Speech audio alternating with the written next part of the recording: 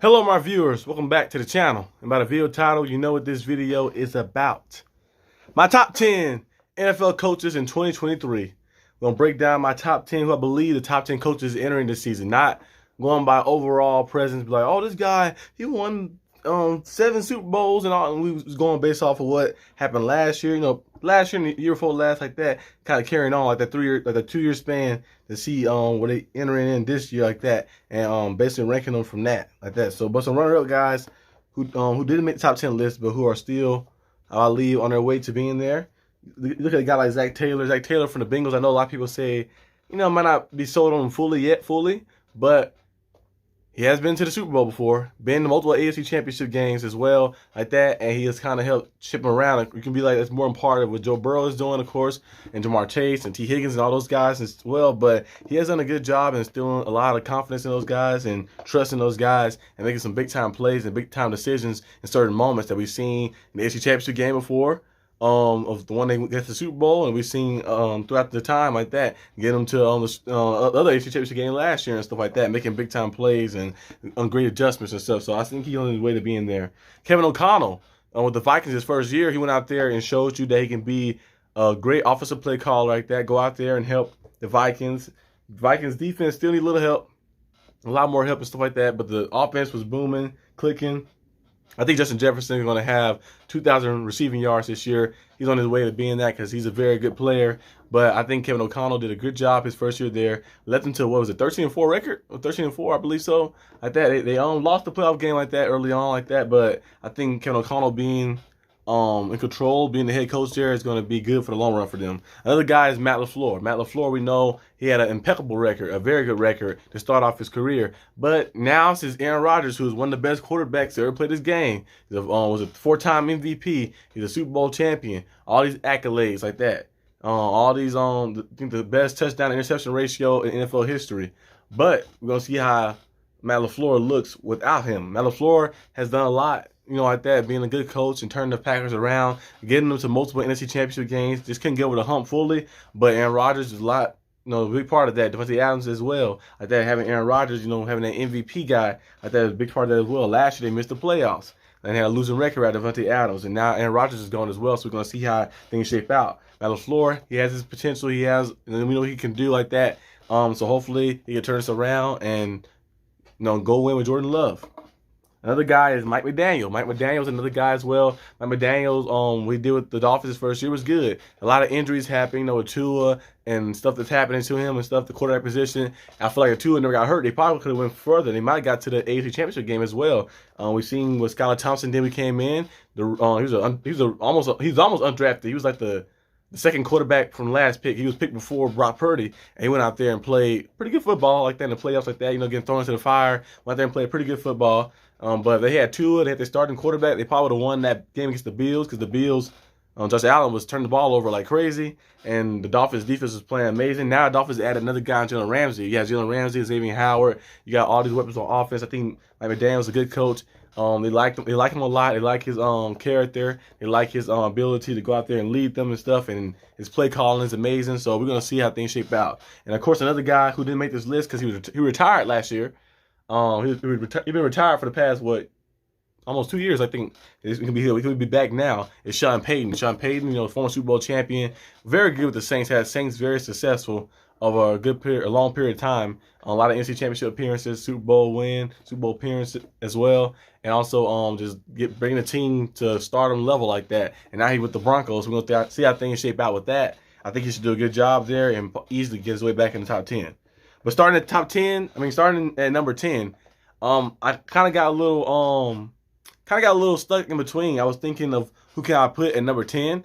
So I got Pete Carroll and Brian Daboll. Brian Daboll, as we know, what he did his first year with the Giants, was very good. You always knew he was a good coach. Like when you seen him, when he was like throughout his career, and then you'll see him as offensive coordinator with the Bills, and what he did for Josh Allen, getting out Josh Allen to that next level, and then seeing him as a coach with the Giants. He's a quarterback whisperer. He can go out there and help quarterbacks reach their true potential, go out there and just put them in the right position to succeed and bring the best out of that quarterback like that. And I feel like Josh Allen had his best year with him. He had the MVP candidate, he finished second place in MVP, and Daniel Jones had best year too as well. 17 touchdown passes. It might not seem like a lot, but Daniel Jones had a lot of like turnovers and stuff, but he reduced all those down. 17 touchdowns to just 6 interceptions as well. I don't know how many fumbles he had off the top of the head like that, but I think it was reduced down. And they won a playoff game as well. Brian Daboll did it with a roster that was kind of depleted. The defense was struggling. Well, the defense was played well, but like, you know, the defense, like, it was the depth. A little bit of the defense, he's like, it wasn't the best depth, but he went out there and made it work. Defense played pretty good. And then the offense, the receivers are non-existent. You know, Sterling Shepard has his moments here and there to the ACL. And we know, what's the other guy? I forgot his name like that, but it's the other guy too they have on the team. The receiver they have, Darius Slayton. That's what it is, Darius Slayton. But they really don't really have too many guys. They traded Kadarius Toney away, but they don't really have too many guys like that on offense at the receivers. So like he went out there and made it work. Saquon Barkley, of course, is the absolute beast to go out there. Brian Daboll is a good coach. So that's why he's tied number 10. I got Pete Carroll at number 10 as well. Pete Carroll's amazing. You know, past few years, Pete Carroll at first was kind of struggling a little bit. It said the old school style was not working anymore. But we was like, is that Pete Carroll's fault? Was it Russell Wilson? Is it Pete Carroll? Russell Wilson left, and then Pete Carroll got a new quarterback in Geno Smith and turned his team around and had a winning record and got to the playoffs as well with Geno Smith. Geno Smith having the best season of his career, making the Pro Bowl as well, and getting a big-time contract as well. I think Pete Carroll is a good coach overall. Of course, a future Hall of Famer coach. Been to the Super Bowl 2 times, won a Super Bowl, been to a lot of NCAA championship games, had a lot of big-time moments like that. He's just a good coach. You know, he'll make sure the defense is stout, and now he got the pieces he wants on defense as well. And they're building for the future. I think it'll be a nice team to look for, and that's why I got him at number 10. Next, I got Nick Sirianni. Nick Sirianni, ever since he got to the Eagles, he have kind of flipped the team around very good, especially the past 2 years.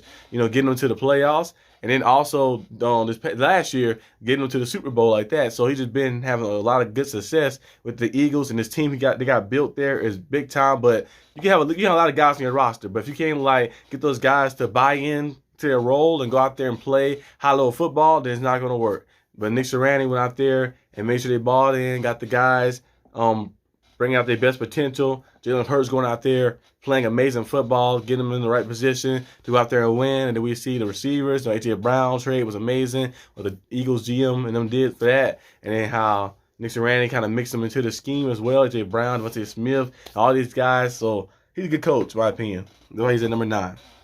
Number 8, Doug Peterson. His first year here with the Jaguars, we see him do what he did before. He's a quarterback whisperer. He had Carson Wentz having one of his best years before the injury, and he brought Nick Foles. He won the Super Bowl with a backup quarterback, Nick Foles, like that, making big-time plays and making gutsy decisions. And I knew that when the Jaguars signed him, it was going to be a nice signing because, you know, Doug Peterson is a cool guy. A lot of players raved about him. They liked his coaching style, and a lot of players thought he should have never got fired from the Eagles like that. You know, Eagles can go a different direction, but it is what it is. But Doug Peterson got to the Jaguars.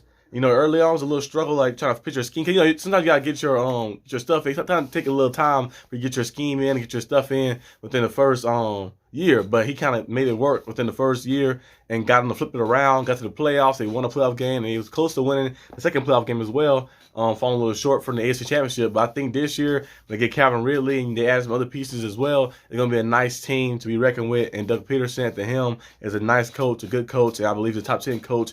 He go out there, and he's just a quarterback whisperer as well. Kind of like Brian Daboll. He can bring the best out of quarterback. And Trevor Lawrence, we already know he has the potential to be great. He's supposed to be projected to be one of the best quarterbacks ever, like that, the way his projection is. So we're going to see how things shape out for him, his career. But I think with Doug Peterson as your coach, you have a bright future. Number 7, we have Sean McDermott. Sean McDermott, defensive-minded coach as well. I like defensive-minded coaches sometimes too. Of course, the offensive-minded coaches is the way people go now because of the way the schemes are and the way the quarterbacks can do all these crazy things and stuff. But defensive coaches still can go out there and make it work. We see Sean McDermott go out there day in, day out, get the Bills defense and make it work. and let the defense go out there and eat and feast and make plays. Ever since he got to the Buffalo Bills, he kind of flipped the team around, and every year you see them get better and better and better. They have no problem making the playoffs. It's just the playoffs when they get there. Can they win the playoff game? Can they get that over that hump and get to the Super Bowl? They got to the AFC Championship game before. They got to the division round multiple times. But can they get over that hump? Can they make things happen? Usually it's the Chiefs that stop them, but this past season, it was the Bengals that stopped them. But can they get over the hump? That's the real question for the Bills to ask themselves. The Bills is a good team. Sean McDermott's a good coach, but I think they need to get over that hump. Once they do that, I think he can move up to himself to the top 5. But number 6. We got Kyle Shanahan. Kyle Shanahan has been to the Super Bowl twice. One as a offensive coordinator, with the Falcons, and then we got the head coaching job with the 49ers. He kind of changed the 49ers whole season around. Well, we changed the whole franchise around a little bit. Him and John Lynch like that working together, getting the right pieces in, and then Kyle Shanahan being an offensive mastermind. Now I don't look at him as a super duper leader type coach. Like strong, nose head coach. Kind of like his father a little bit. I think he's a little opposite. He's more of an offensive guru, a mastermind, and stuff like that. But he's also, of course, he has leadership abilities as well, too. But I think he's more of like the X's and O's type guy, put a guy in the right position, and it works for him perfectly. We're seeing him go out there and he can get any running back behind there in that scheme, and they can feast. He can get anybody in that scheme, receiver, tight end, anybody, and they can feast. And if you're already a great player and you get in that scheme, it's going to be even better for you. That's why the 49ers offense is just so simple and so easy to learn, because for Kyle Shanahan, it might be some quantum physics like stuff he had to learn, but for you, it'd be like simple math, because he make everything easy for his players. He make everything like simple, easy. You and make you play the best football of your life. And that's why if you love having a coach like that, offensive-minded coach, a guru like that, and defensive side too. The defense is not nothing to mess with either. The defense is very good. They had three All-Pros, first team All-Pros last year on defense. That right there is very crazy. That right there is very good as well. And they went out there and played amazing football. Got to the Super Bowl before. Fell a little short like that. Emmanuel Sanders was open in the end zone where Jimmy Garoppolo threw it. It was a little short from him like that. I think he overthrew the ball. He overthrew the ball to Emmanuel Sanders. If he dropped it in the bucket, that would have been touchdown, take the lead in the Super Bowl, and probably help you win the Super Bowl as well. But Kyle Shanahan can get his team there. They got to the NFC Championship game multiple times. We've seen them got there. They got there last year. They got there the year against the Rams. They got there again. They got there. I think he got there 3 times so far. I think he's been there 3 times. He got there when he played the Packers and got to the Super Bowl. And he got there when they played the Rams, and he got there last year as well when they played the Eagles. So they have no problem getting to the NFC Championship game. It just can get over the hump again, get back to the Super Bowl, and win the Super Bowl again. Like they got to the Super Bowl before 2020, but they fell a little short from winning it. 2019, they fell a little short from winning it, but can they do it again? And we're gonna see how things play out for them. But Kyle Shanahan is at number 6. Number 5, I got Sean McVay. Sean McVay, one of the youngest coaches to win the Super Bowl. Very good coach like that. He has a lot of energy, and he go out there and will his guys and play very cool, and still a lot of confidence in those guys. And I love Sean McVay's style. I know the Rams is a little bit of a rebuilding season, rebuilding era, but I think they'll bounce back as well. But I think Sean McVay is an amazing coach for the Rams. Also, before we get to the top 4, the rest of the guys on the list, of course, Mike Vrabel is a good coach as well. I like Mike Vrabel.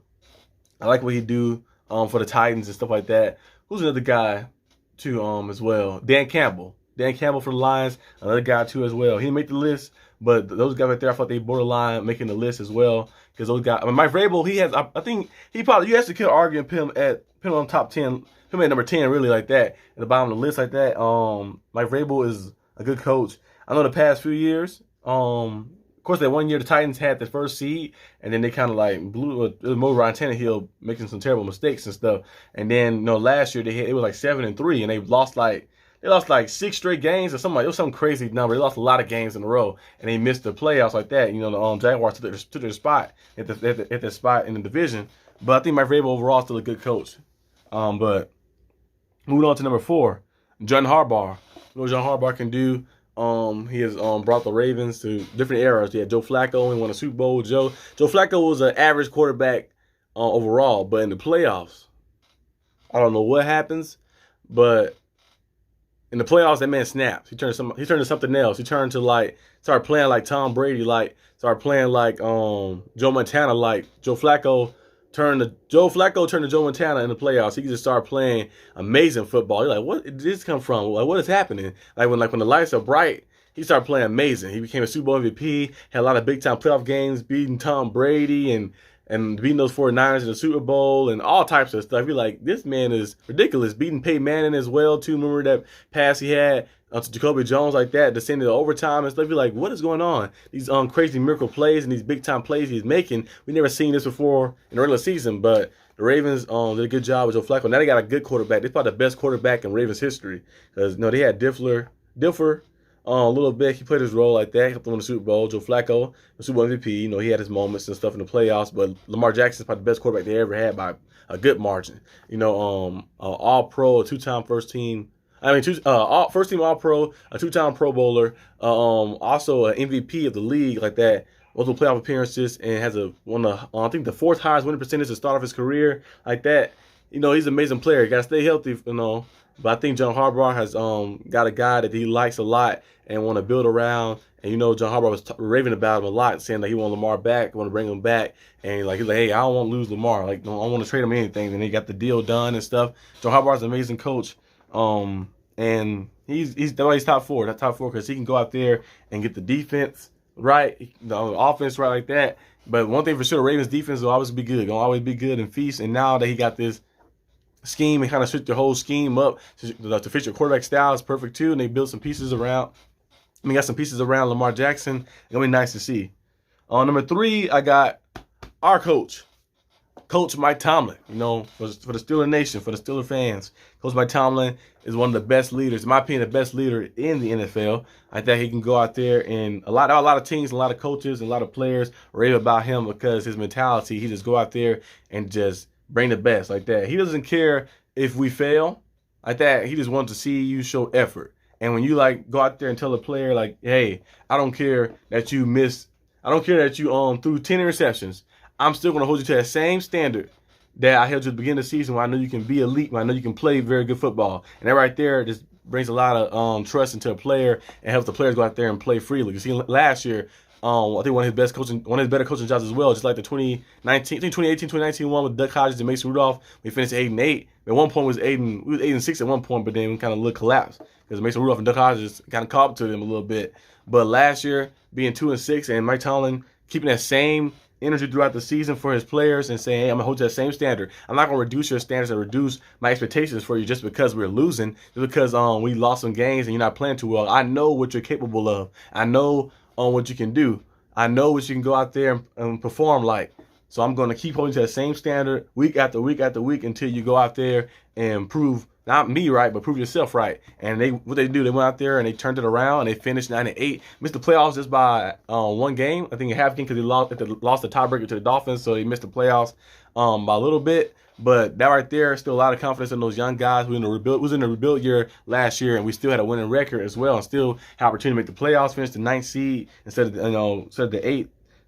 But I think not the 9th seed. Then we finished the 7th seed instead of the 6th like that. I was thinking of basketball at first. Thinking the 7th seed instead of the 6th seed. I mean, we still finished the 8th seed instead of the 7th seed because it's 7 seeds now in football. But he went out there and it was just amazing to see Coach Tomlin instill a lot of trust, to his young quarterback Kenny Pickett. Of course, the defense is always going to be good like that. With the Steelers, defense is always going to be good. It don't matter what happens. They're going to make sure the defense is good. They're going to make sure they can get to the quarterback and make some big-time plays on defense. Let the league in interceptions last year as well. But Mike Tomlin is a great coach. Great coach for the Steelers, great coach in the league, and a future Hall of Famer, just like John Harbaugh. A lot of these guys are future Hall of Famer. I think you can say Sean McVay is a future Hall of Famer as well. Probably got to put more on his resume, but he did a lot of stuff early on. John Harbaugh is definitely a Hall of Famer. Mike Tomlin, definitely a Hall of Famer. So that's why Mike Tomlin's at number 3, because entering this season, I think he's the top 3 coach. It's a guy you want to play for. And I think the Steelers got the team to go out there and compete now. Like that, they built up the team, got the offensive line fixed, and we're going to see how things shape out. Number 2, we got Bill Belichick himself. I know what you guys probably saying, like, Bill Belichick. And number 2, Belichick might have had a down year last year. He made a terrible decision and Matt Patricia. Matt Patricia is not an offensive coordinator. Not an offensive coordinator at all. He's the offensive coordinator throughout his whole career. You're going to make him an offensive coordinator, and you mess your team up, and you mess Mac Jones up a little bit too. But the year before that, they made the playoffs with Mac Jones at 10-7. He made a Pro Bowl as well. And, you know, of course, Bill Belichick, overall, he's going to make sure the defense is always going to be good. The defense is going to be good. He's going to bring a lot of the best out of the players too as well. He might do a little old school style. It's not for everybody. The Patriot way is not for everybody because the way Belichick goes out there, you know, he'd be an asshole and stuff like that, and go out there and kind of raving on the players and stuff and kind of like breaking them down and stuff, kind of like the old school style. It might not be for everybody, but kind of like a military camp a little bit, the way the Patriots do things. But I think overall, they're all surprised when Juju went there too as well. I was like, that does not fit the personality at all. And we're doing like dancing in that Patriot uniform. But overall, I think Belichick is a great coach. Good coach out there. Of course, Tom Brady was a lot due to his success and stuff, but he also had a great defense for Tom Brady and defensive schemes to help Tom Brady win those Super Bowls as well. Because somebody had to stop the Falcons from scoring more points. You know, I know Tom Brady did the comeback, but the Falcons kept scoring. And what would have happened? In the Super Bowl, the Patriots lost, you know, against the Giants and stuff. The Giants didn't really score too many points. It was 17 points and all type of stuff like that. Like, they didn't really score too much, so Belichick held them in check like that. The big-time play against the Seahawks, the end of the game like that, to help Brady win that, was the fourth Super Bowl. So Belichick has done some good things for Brady, some good things as well, too, so you can't really give Brady all the credit. But I think I will give Brady like 65% of the credit, though. Like that, I think I give him 65%, and then to get the rest to Belichick. But Belichick is a good coach. I just wish he would like stop breaking down his players, his young players, especially like Mac Jones. Mac Jones made a second-year jump. I know Mac Jones is not going. I don't look at Mac Jones like an elite quarterback, but I think he'd be pretty good in this league like that. If you like still build around him and like give him the pieces he need and like still confidence in him, you can't be like messing your quarterback up and his confidence up and stuff. But overall, Belichick is pretty good. And number one, you guys already know, entering this 2023 season, number one coach, in my opinion, is Andy Reid. Andy Reid has been doing it at a high level for far too long, even when he was with the Eagles. And he got to the Chiefs. I know he had the right quarterback he wanted. He had Alex Smith, but he still went out there and competed day in, day out like that. And then he traded up. He saw the guy that he wanted, like, that's guy right there. I want us to trade up for that guy. Come on, trade up for this guy right now. And they traded up for this guy, trusting their coach, and it's paying off well. You got Patrick Mahomes there, like that. You already had Travis Kelce. You had the pieces around. You just need that one guy, that one piece, to put it all together like that. And now you got a two-time MVP, a two-time first-team All-Pro, a five-time Pro Bowler, and a two-time Super Bowl MVP, one of the best quarterbacks. He might be a top 15. I think he's a top 15 quarterback already, and he only been playing for like 6 years. 5-6 years, he's a top 15 quarterback already, which is crazy. Mahomes has a bright future, definitely a future Hall of Famer. He can't retire right now. I'm getting put in the Hall of Fame because he got it's a lot of Hall of Famers like who don't have those stats. Like Mahomes can retire right now and be a Hall of Fame, and it won't be crazy to say that either because it's some quarterbacks I know. Like my favorite quarterback, you know, I'm a Steelers fan, so Big Ben. Big Ben never won MVP before or Super Bowl MVP, and Mahomes got 2 of those and 2 Super Bowl MVPs. And he got 2 All-Pros. Big Ben never got that. And he got 5 Pro Bowls. Big Ben got 6, but you know, still one shot like that. So you can look at stuff like that. You look at Aaron Rodgers. He got some MVPs. He got 4 MVPs, but 1 Super Bowl. Mahomes got 2 Super Bowl MVPs. You know, he got some stuff similar to that too as well. And look at Peyton Manning. Peyton Manning got 2 Super Bowls. Mahomes got 2 Super Bowls. I feel like Mahomes been retired today and be put in the Hall of Fame. I'm not saying that he's better than those guys fully yet, but he's on his way to being up there. I think if he stays on this pace that he's on, he's going to be the best quarterback to ever live. And Andy Reid, if they stay together, Andy Reid going to be the best coach to ever live. I think Andy Reid might have a case too for being the best coach. If you actually look at it overall, he got 2 Super Bowls now. He's catching up, and most likely when you have Mahomes on your team and Travis Kelce for the next few years as well, you're gonna probably be in some more Super Bowls and have opportunities to win some more. I think Andy Reid might have a case. I think he's definitely the best coach this season, but I think he might have a case for being the best coach all time if he stays with it. Of course, we know we got the Bill Walsh and the Don Shula's and all type of guys like that on the list as well. And Belichick's of course too. But I think if Andy Reid stay on this, he has a chance to getting up there and being that level as well. But Andy Reid, in my opinion, is the best coach entering the season. That's all I got for this video today, guys. Hope you guys enjoyed this video. I know it's a little longer and stuff. I've been doing longer videos a little bit lately, but it's okay. And if you guys are Steeler fans, or if you're just football fans in general, and Steeler fans, for y'all first, of course, I have some things planned as well. We're gonna do some watch. You already know when the season start. We're gonna do the watch parties we do. I'm gonna try to balance it out with training and doing that stuff as well. And then also, you know that when the training camp comes up in a few weeks, I'm gonna be doing reviews on training camp daily, and also for the NFL entirety. I'm gonna do reviews on training camp too, like that, talking about some big headlines and big news like that for the entirety of the NFL. So stay focused on that, and yeah.